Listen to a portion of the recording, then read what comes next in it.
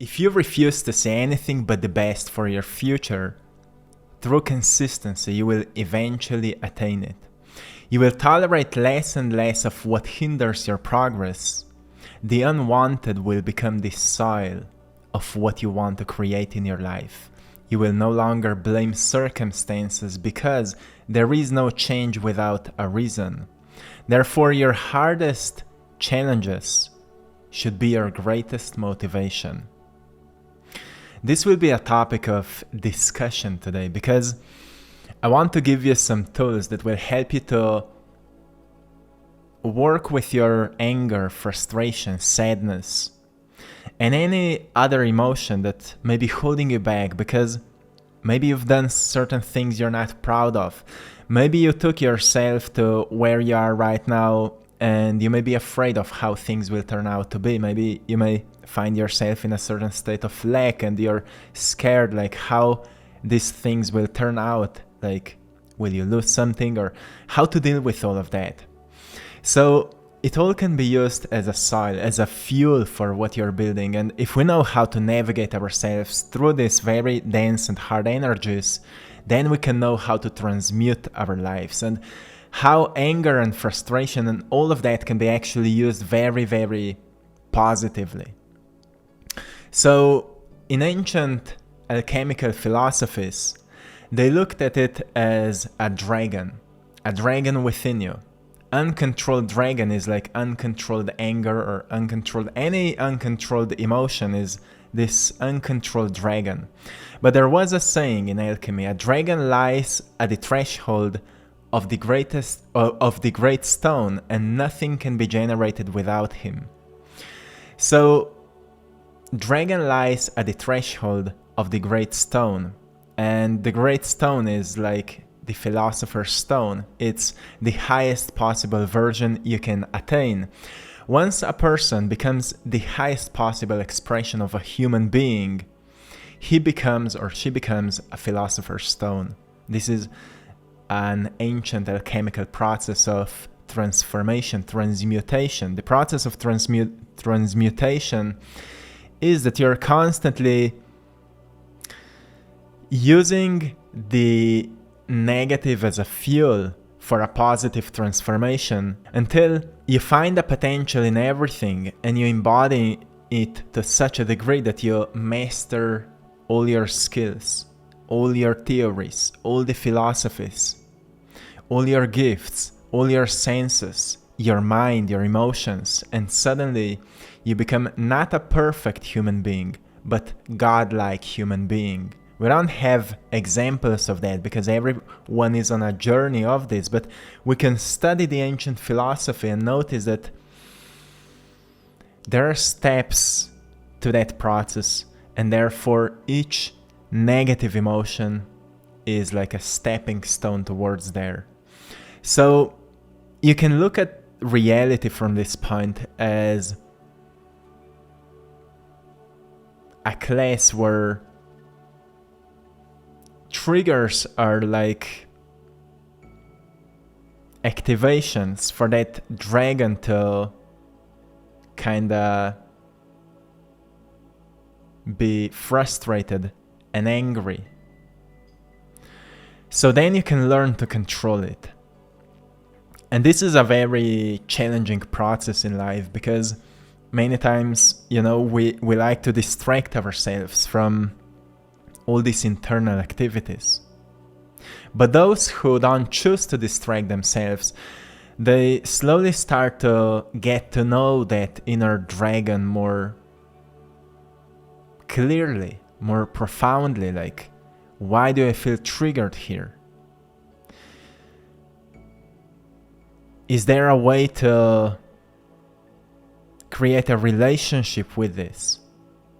Like, there's many cartoons, for example, where they demonstrate an enemy, where for the whole story, that enemy was a cause of problems until usually at the end of the story, the main character becomes a friend to that enemy, and then together they become the most powerful source of goodness. And this is your story. Even though many times doesn't feel like that because people are not teaching you that, which is another part to that story. The knowledge needs to be very hard to be found, because only that way it becomes very valuable, right? Everything in life that's very hard to find is very valuable, usually. So when you're looking at your life and noticing all these fears and noticing reasons to be angry, reasons to be frustrated, you're dealing with your inner dragon. So therefore, there are certain traps that you can catch yourself in, like comparing yourself with others, thinking like you're competing with others. You're truly not. Those are all, like, we could say, flaw concepts in this matrix, like, tricks that can pull you astray. But if you stay on the path, on your path, you will start noticing, as I said in this introduction of today's video, you will tolerate less and less of what hinders your progress, which doesn't mean that you will not be angry towards yourself because certain things are not how you would like them to be. You've come here to learn to master your gifts, master your skills, master all the philosophies, all the theories. But still, like Carl Jung said, when it comes to a human soul, be just another human soul. So the reminder is, doesn't matter how hard you're working on yourself, how much you're mastering yourself, you don't become more superior because of that. Even though nature has its own hierarchy, like the one who's more skilled will always be above someone who's less skilled, which doesn't mean that the one that's more skilled is maybe better or whatever. It just means he's higher on this hierarchy, and therefore the one who's higher can teach those who are lower, and that creates a perfect DNA, right? When the one who's at the top feels more superior and therefore looks at those below him as less superior and less important, it creates a disease in the DNA, right? So love then is teaching those who have less and learning from those who have more. Knowledge or material possessions or anything, from anyone we can learn something, and we can all teach someone who has less knowledge or anything. That creates a healthy DNA of society. So when you're looking at your life and noticing what you don't want to tolerate anymore, it can be relationships or lack of something or health situation, or maybe mindset, like you don't like to think so negatively about circumstances and so on. It's all a work with your inner dragon. And in many sayings it was said, you firstly need to become a monster. Like you need to become someone who's very frustrated, very angry, and then learn to control yourself. So you firstly need to meet a monster. Then you need to learn everything about that monster.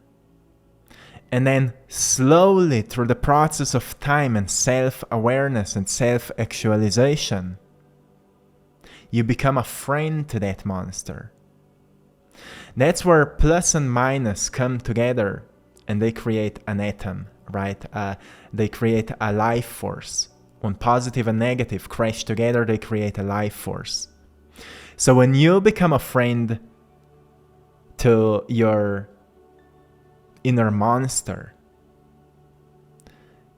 you create a life force, an incredible life force that becomes then a source of a new life, a new motivation, a new creation. That's when you become reborn. You experience a process of metamorphosis where you're not in fight with yourself anymore, and therefore you're not in fight with others anymore. Now you start walking a completely different mission. Whatever starts flowing through you as you've kind of activated this inner channel. So in some texts it was described as Kundalini awakening or Chi activation. Doesn't matter what it's called. It means to become a friend to your inner monster. So it doesn't say kill your ego. You see in some now more, let's say more modern Buddhist teaching, some people say kill your ego. It was never said by Buddhist teachers, or it was Buddha never said kill your ego. He never said that. It's actually false because you never kill your ego. Ego means self. You need to learn to know yourself, right? So then you can befriend yourself.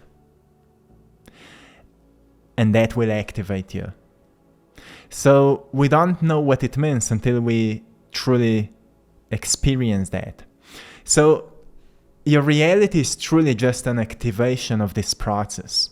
When you look around, people are triggering you. Yeah, well, they're triggering your dragon. What happens then with that dragon is what you need to work on, right? I feel ashamed. I feel scared. I feel angry. I want to fight them or whatever. Those are all your inner impulses because that dragon feels alone. That dragon feels like I'm in control of this world. But then you have your mind as well. So who's in control, your mind or your dragon? The truth is, both are in control. So they need to find a common ground, right?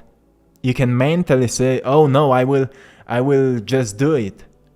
I will just fight. Or you can say, no, I will be positive, even though within you have anger and fire. And therefore you can try to be positive and you can try to be, I don't know, blissful and peaceful. But within you, there will be an incredible frustration. That's what often happens to people who go into spirituality and they ignore or they suppress their fire. Which is another thing that later we recognize that was not the most healthy. So, through the process of self-knowing, getting to know ourselves better, we recognize, okay, I need to work with my dragon. Like, what happens when someone triggers me? How do I feel? What impulses I experience? What are my escaping mechanisms? How do I cope with all of that? And reflect on it, because your brain is lacking patterns that could understand and explain, articulate what's happening. Because once you can explain something and truly articulate what's going on within you, you understand it better. And understanding is enlightenment. Understanding is enlightenment. Each particle of understanding is building a bridge between you and that monster. So then one day you can meet at that bridge and find a deal. And the deal usually is, this is what my body needs and this is what my spirit needs. If we can balance these two forces, then together we will thrive. When I will need to push myself, I will need you, monster. When I will need to work hard, I will need you, monster. But when we'll need to grow, when we'll need to be more loving, when we'll need to be more compassionate, I will need you, spirit. I will need you, spirit, says monster.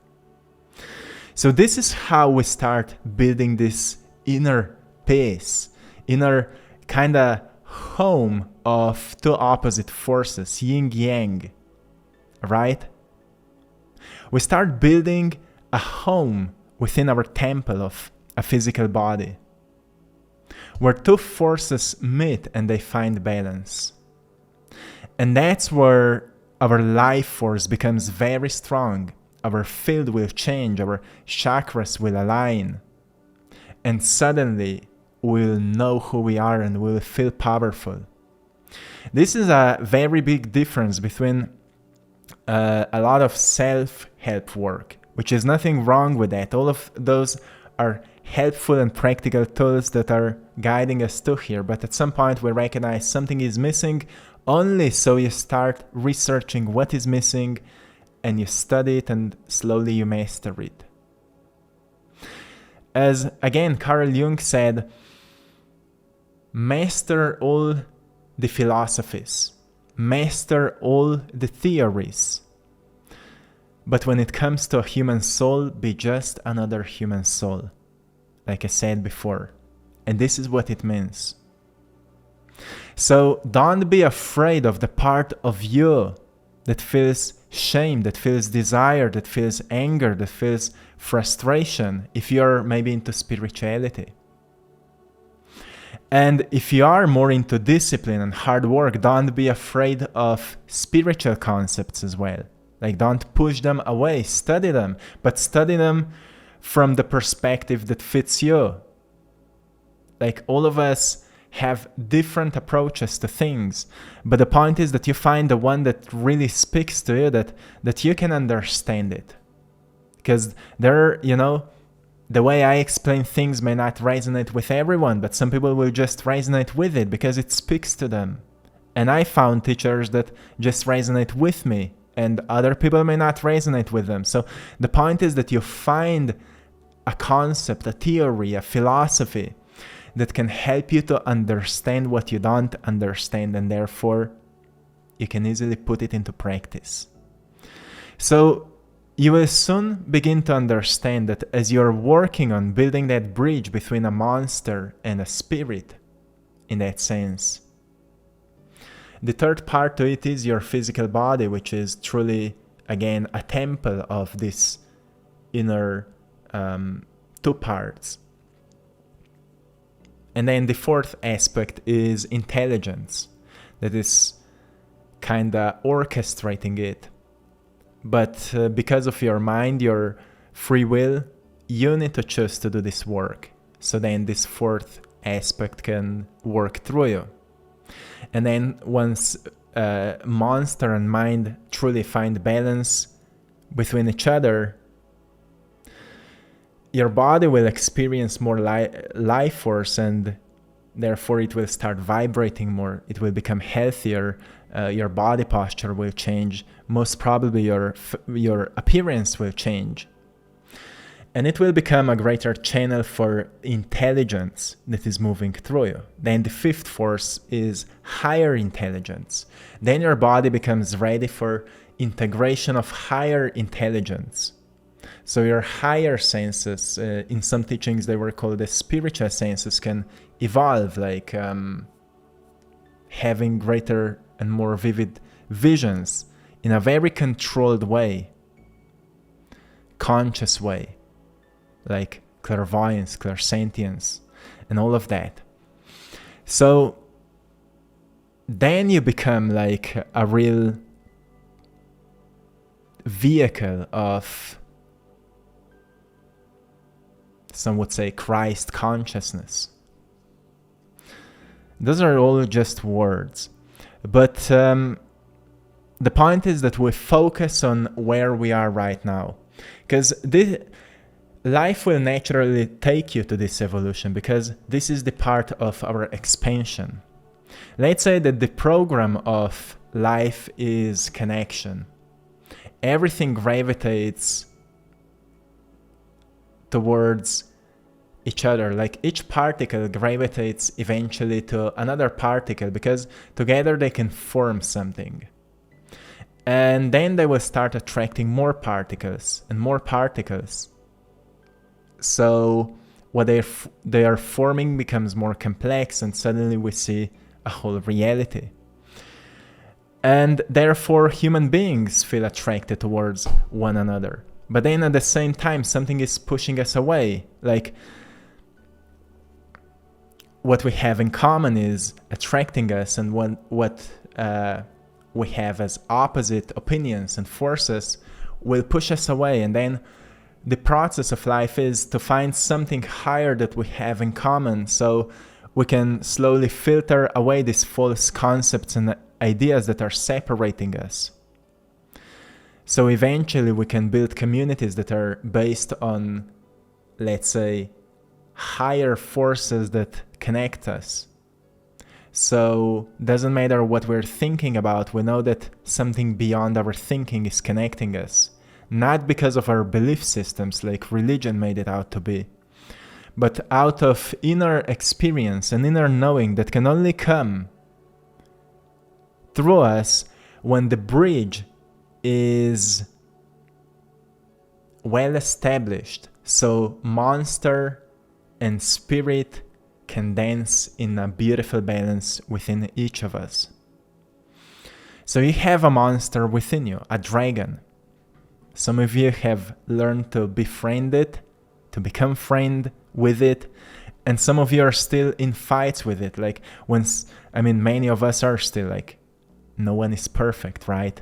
So when something triggers you, it's your inner dragon that doesn't know what to do or wants to take control over the world, right? And then if you put all the weight onto the spirit will want to just get away from this world because it's not in resonance with it. It's not peaceful, it's not blissful, it's not so beautiful in many cases. So you want to just get away, which again is important for like a retreat. Let's retreat from our life. Sometimes we need more years to recognize why it's important to get back into the community. We all at some point recognize that. And if we ignore it, we also pay the price for it. And it's all a beautiful dance in life that we just need to recognize and kind of learn to articulate it. It's making sense to me right now, and I hope this explanation may help you to understand a little bit more what's happening within you. So refuse to say anything but the best for your future, because this is your birthright. But getting there will, the journey towards there will actually create a playground where you will need to deal with your dragon, but also you will need to embody your spirit. And hopefully at some point you will find a common ground where your body can become an expression of this. At that point you will wake up and know who you are and what you want to do with your life. You will just know because there are some native talents within you, native gifts. And somehow you will just know what you have to do. And because you will know how your fears work, you will easily deal with all these insecurities that you have. And you will pursue your dream because your spirit says that so. So you will pursue your dreams and you will easily deal with your fears. You will know how they work. You will know that they alone always try to pull you away from your dream because that part of you feels like it's alone. And you rather do what is familiar to you because at least you have some people there with whom then you don't feel like being alone. But then when you pursue your dream, you need to have a very well established bridge within you, between that monster and the spirit, the mind. So when you pursue your dream, you can easily move through the process of solitude, especially at the beginning, because you know this, you just have to go through this. And if you are a good listener of what your spirit says, you will know when you have to deal with your when you have to kind of negotiate with your dragon. Like, yeah, this is frustrating, but we have to do it. This will be scary, but we have to do it. We have to push through this right now. We got this. And that's where this negotiation leads into a relationship. And slowly you start noticing yourself as a field of different forces. Like your body is constantly producing chemistry, but this chemistry, the quality of chemistry in your body truly depends of how you feel. And how you feel depends of what's happening in your mind. And the whole relationship you have with yourself. And it's been proven so many times through science that once we tap into something higher, like more coherent state, more blissful state, through meditation and different practices like sound frequencies, healing mantras, all of that, our brain naturally goes into a coherent state where body starts producing very healing chemistry. But then when we open our eyes, we may start to think same way as before. We may start to feel same way as before, because that inner dragon is still not really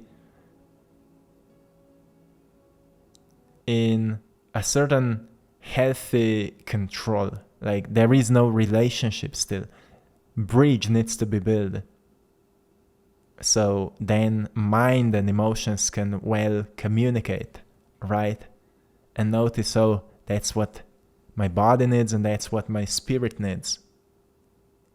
And your mind is nothing else but a tool to create what your spirit needs. Like, one example could be that, as what happened to me back in 2017, I've started feeling like I want to start painting. And I mean, firstly it was like I want to start drawing, and then I was like, okay, I need to, schedule drawing time. I need to use my mind to schedule my drawing time, to get the equipment and everything, and I've started drawing. And then my spirit says, oh, let's start painting, because drawings are not vivid enough. And I've started seeing visions in my mind. So then I needed to learn to paint and to use the materials and all of that. So I used mind for creating, but I used spirit for navigation. And then when I've started painting and I decided to start making content, my emotions said, oh, this is scary, what people will say. And then I've noticed, okay, I need to deal with my dragon. Like, let's negotiate. If I enjoy painting, but I don't enjoy so much maybe making content, let's find a deal. Let's find a middle ground. And if I'm afraid of what people will say, let's take it easy. We don't need to change the world in one day, but let's do little things every single day and let's see how everything goes, right? Little by little creates a lot, but small doses are not so intense then, right? So I will leave you here. It's already quite a long video, but I hope you found something practical and helpful that can maybe help you to use a different approach when it comes to yourself, your angers, your frustrations, so you can deal with your life in a more mindful way. So I hope you've enjoyed in today's painting, the dragon. And to anyone who would love to support my art, you can buy prints of my art and some of the original paintings on AttractPassion.com. You can find prints in different sizes, and also Etsy store, I Draw My Passion. Same there. So thank you so much for your support. With that, you're supporting this mission. And thanks to everyone for joining our Patreon community, where you can find some exclusive content. And to anyone who would love to work with me one-on-one, I'm offering coaching. You can find the link in the description of this video where you can book a calling. So see you there. I'm excited to meet you, and till next time, one love.